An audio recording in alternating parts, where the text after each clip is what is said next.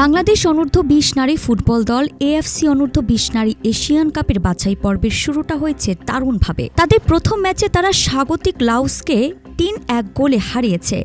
৩৬ মিনিটে প্রথম গোল করেন সাগরিকা, ৫৮ মিনিটে দ্বিতীয় গোল করেন মুনকি আক্তার এবং অতিরিক্ত সময়ে দ্বিতীয় মিনিটে শেষ গোল করেন সাগরিকা। ওয়ালটন এখন দেশের সীমানা পেরিয়ে পৌঁছে গিয়েছে ৫০টিরও বেশি দেশে। ওয়ালটন, ঘরে ঘরে বিশ্বজুড়ে। এবার বাংলাদেশের পরবর্তী প্রতিপক্ষ হল তিমুর লেস্তে।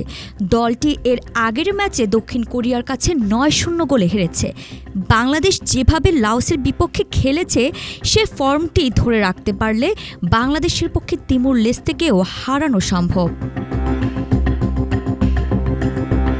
বাংলাদেশি কোচ ও খেলোয়াড়রাও আত্মবিশ্বাসী এবং সবাই জয়ের জন্য প্রস্তুত।